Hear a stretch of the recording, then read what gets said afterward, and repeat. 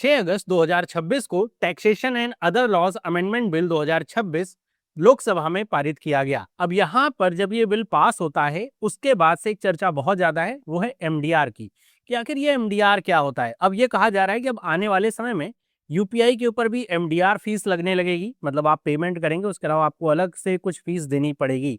तो इसी को हम थोड़ा डिटेल में समझते हैं कि आखिर ये एमडीआर क्या है, इस बिल में क्या क्या परिवर्तन हुए हैं और इसके बाद जो इसका इफेक्ट पड़ने वाला है वो आखिर क्या होगा, सब कुछ डिटेल में। तो सबसे पहले अगर हम बात करें एमडीआर की, तो एमडीआर का फुल फॉर्म है मर्चेंट डिस्काउंट रेट। अब ये जो मर्चेंट डिस्काउंट रेट है कोई नई चीज नहीं है, बहुत पहले से चली आ रही है। अगर आप क्रेडिट कार्ड या डेबिट कार्ड का इस्तेमाल करके कभी पेमेंट करेंगे स्वैप करते हुए, तो आपको अक्सर ऐसा देखने को मिलेगा, दुकानदार आपसे कह देगा कि 2% और लगेगा, है ना। वो जो 2% और लगेगा, वो जो फीस है आप जो स्वैप कर रहे हैं क्रेडिट कार्ड उसकी है। और वो जो पेमेंट है वो जनरली तो जानी चाहिए भाई मर्चेंट के अकाउंट से, लेकिन वो आपसे खुद ही वो चार्ज वसूलने के फिराक में रहते हैं। तो ये जो एमडीआर है, जो फीस लग रही है, ये इसलिए करा जाता है ताकि जो ये पूरा पेमेंट का सिस्टम है आसानी से चलता रहे। और ये जो एमडीआर फीस है ये सिर्फ एक नहीं कि भाई जो क्रेडिट कार्ड है वो वसूल रहा है।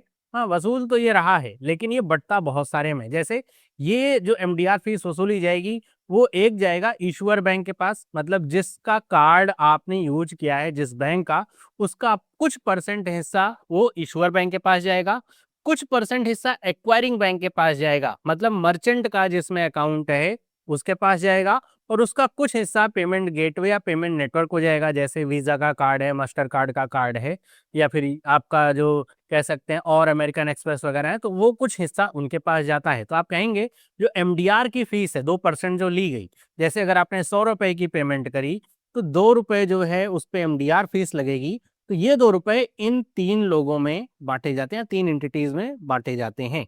तो इस तरीके से ये काम करता है, मतलब एक छोटी सी फीस होती है जो एमडीआर के तौर पे ली जाती, ताकि ये पूरा जो सिस्टम बनाया गया है ना वो सुचारू ढंग से चलता रहे। और आपको कहीं भी, आपके पास अगर वीजा का कार्ड है तो आप कहीं भी जाकर के पेमेंट करेंगे तो दुकानदार आपसे ये नहीं कहेगा कि नहीं हमारे यहाँ तो मास्टर कार्ड वाली मशीन है, वीजा नहीं चलेगा। तो ये वाला सीन नहीं हो, इसके लिए पूरा सिस्टम सही तरीके से चलता रहे, कि जो एमडीआर फीस है वसूली जाती है। अब हम बात करें अगर जैसे जो other real time payment system होते हैं, नेफ्ट या आरटीजीएस, तो इसमें आप देखते होंगे कुछ सर्विस चार्जेस जब आप पेमेंट करते हैं तो कुछ सर्विस चार्जेस वगैरह रखते हैं। आरबीआई ने तो अपनी तरफ से जीरो कर रखा है, बैंक अपनी तरफ से लगा सकते हैं, नहीं भी लगा सकते हैं, उनके ऊपर है। अब हम बात करें अगर जीरो एमडीआर रेजीम की, जब एनपीसीआई का ये जो रुपए पेमेंट सिस्टम यूपीआई ये सब आया, तो इसको जीरो एमडीआर पे रखा गया। मतलब आपके पास अगर रुपए का कार्ड है, आप अगर स्वैप करोगे तो आपको किसी तरह की जो एक्स्ट्रा सर्विस या फी है या फिर एमडीआर फी है वो देने की जरूरत नहीं पड़ेगी। इसको जीरो एमडीआर फी कहा गया। तो काफी समय से चलता आ रहा है कि ये पूरा सिस्टम फ्री है। आप अभी भी यूपीआई के थ्रू किसी को पेमेंट करते हैं, आपने अगर 100 रुपए की पेमेंट किसी को करी, 100 ही रुपए आपके अकाउंट से कटते हैं, उस पर कुछ भी एक्स्ट्रा प्रोसेसिंग चार्ज या कुछ और नहीं लगता है। तो ये जो पूरा सिस्टम चला आ रहा है इसी को थोड़ा सा ओवरहॉल करने का यहाँ पे सरकार की तरफ से मंशा है, क्योंकि ये जो मंशा है पीछे से आ रही है बैंकों की तरफ से, जो पीएसपी है उनकी तरफ से। तो इसी को लेकर के जो बिल पारित हुआ है, तो इसमें जो कह सकते हैं 3 बड़े प्रावधान किए गए, वो क्या है। सबसे पहला तो D linking from the income tax act. जो ओल्ड सिस्टम था उसमें ये था कि ऐसे बिजनेस जिनका टर्नओवर 50 करोड़ से ऊपर है तो उनके लिए मैंडेटरी था zero MDR on UPI and रुपए जो नेटवर्क सिस्टम है या रुपए कार्ड है उस पे, कि अगर किसी का बिजनेस 50 करोड़ से ज्यादा का है टर्नओवर, तो ऐसे में वो अपने यहाँ पे जीरो एमडीआर फीस जो है वो करेगा। मतलब अगर कोई कस्टमर जाकर के पेमेंट कर रहा है तो एमडीआर फीस वो कोई वसूलेगा नहीं। तो ये आपका आता था इनकम टैक्स के सेक्शन 269 एसयू में। अब जो नया बिल आया है उसने इस लिंकेज को खत्म कर दिया है, मतलब लीगली डिस्कनेक्ट कर दिया है। अब ऐसा कोई टाइड नहीं है कि फिक्स जीरो फी रहनी चाहिए आईटी एक्ट के अंतर्गत। तो ये अब जो सिस्टम है इसको हटा लिया गया है। इसीलिए हटाया गया है क्योंकि आगे चल करके अगर एमडीआर लगाया जाए तो किसी तरह की लीगल लिंकिंग यहाँ पे ना क्रिएट हो। दूसरा, गवर्नमेंट को एम्पावरमेंट किया गया है इसके थ्रू।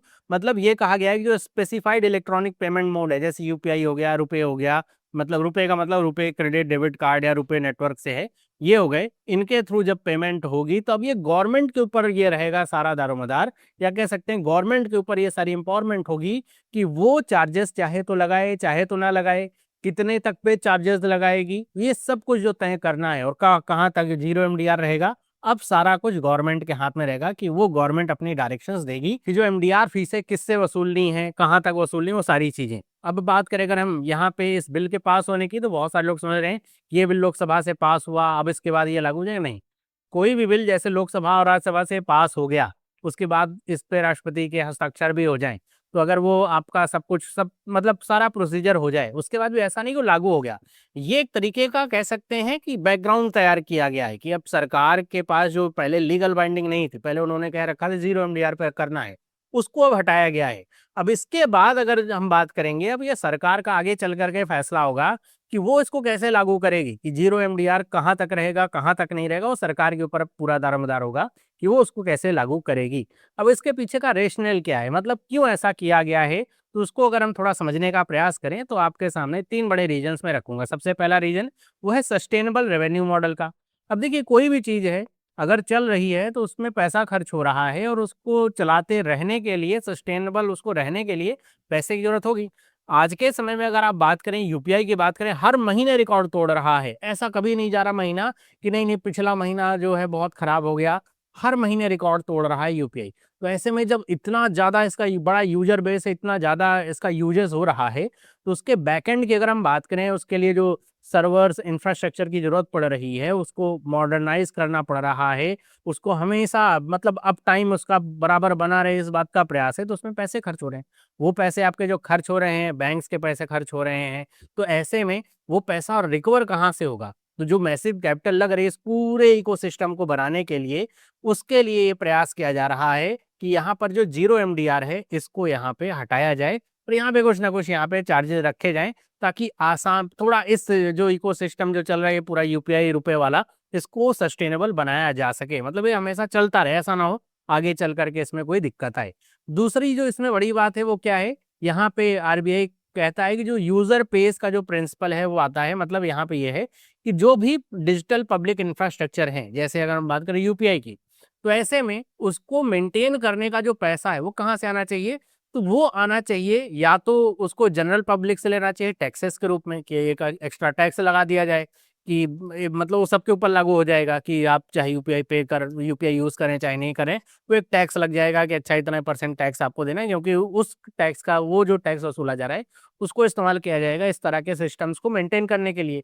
या फिर सर्विस यूटिलाइजर के ऊपर जो है फीस लगाई जाए एमडीआर की तरह, कि जो लोग यूज कर रहे हैं यूपीआई को केवल वही उसको पे करें। तो इन दोनों में से कोई ना कोई पे करेगा। अभी तक जो सारा कुछ है वो कुछ यहाँ पे बैंक जो है अपनी तरफ से पे कर रहे हैं, कुछ सरकार की तरफ से सब्सिडी मिल रही है, आप पैसे मिल रहे हैं, उससे वो पूरा सिस्टम चल रहा है। लेकिन ये अगर फ्यूचर में भी सस्टेनेबल रहना होगा तो उसके लिए ये एमडीआर यहाँ पे बताया गया है। दूसरा, यहाँ पे जो इनोवेशन है उसको भी इनकरेज करने का प्रयास है, ताकि ज़्यादा से ज़्यादा जो फिनटेक कंपनियां हैं इस क्षेत्र में आ सकें, नई टेक्नोलॉजी को इंट्रोड्यूस कर सकें। भाई अगर इसमें उनको कुछ फ़ायदा मिलेगा, कि भाई चाहे थोड़ा ही फ़ायदा मिले, कुछ फ़ायदा मिलेगा कि अगर हम इस फील्ड में आते हैं हमको ये फ़ायदा मिलेगा या इतना पैसा हमको ही प्राप्त होगा, तो उसमें ज़्यादा से ज़्यादा लोग आएंगे और बेहतर टेक्नोलॉजी को करेंगे।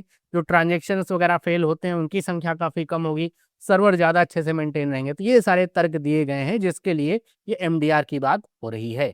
आगे अगर हम बात करें यहाँ पे, तो यहाँ पे कुछ क्लैरिफिकेशंस आए हैं सरकार की तरफ से।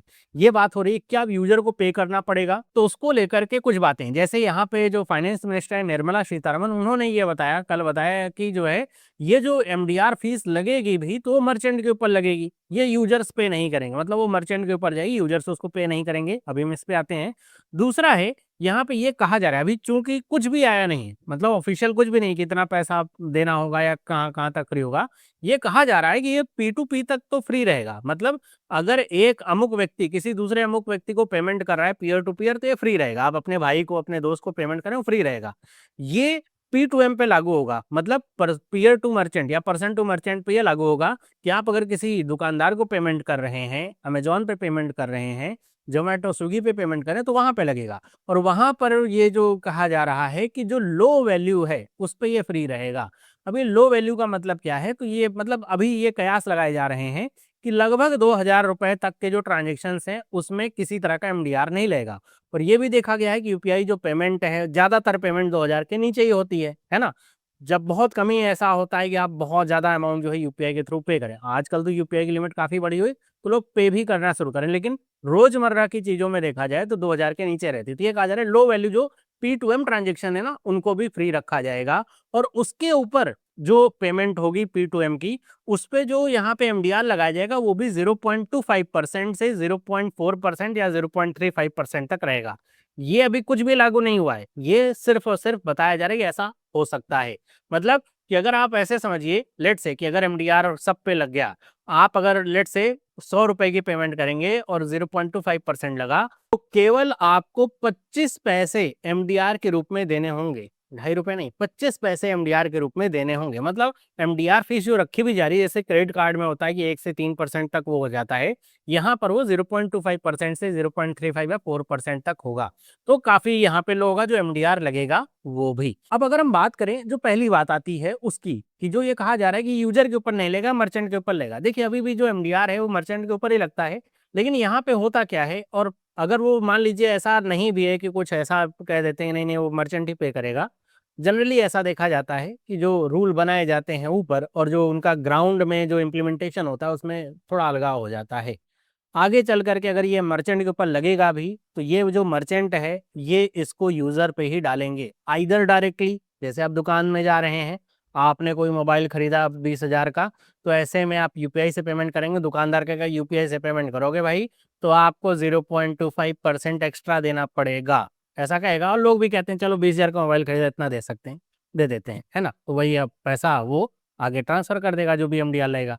या फिर जैसे कोई बड़ी कंपनी है जैसे अमेजॉन वगैरह है, तो वो इतना 0.25% लोग सोचेंगे कि वो उस पे वो बहुत ज़्यादा ध्यान नहीं देंगे। लेकिन आप सोचिए उनका स्केल, कि वो कितने बड़े स्केल पे काम कर रहे हैं, तो ऐसे में MDR फीस उनके लिए भी वो उनको लगेगा कि भाई वो एक एक रुपए भी अपनी जेब से क्यों दें।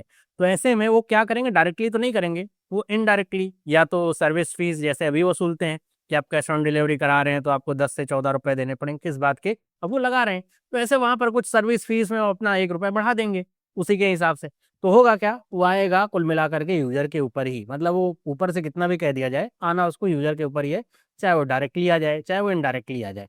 अब इसको कैसे रोकना है, ये जो है सरकार को तय करना है, कि अगर सरकार सही में चाहती है कि ये जो फीस है ये यूजर ना पे करें, तो उसको उसके लिए जो कदम है वो सरकार को उठाने पड़ेंगे और उसका इम्प्लीमेंटेशन करवाना होगा।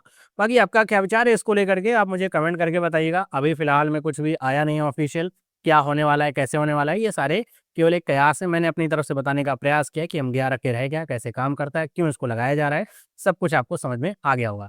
तो अगर आपको वीडियो अच्छी लगी है, इन्फॉर्मेटिव लगी, इसको लाइक करें, इस तरह के और वीडियोस के लिए चैनल को सब्सक्राइब करें। मिलते हैं अगले वीडियो में, सभी लोगों को बाय।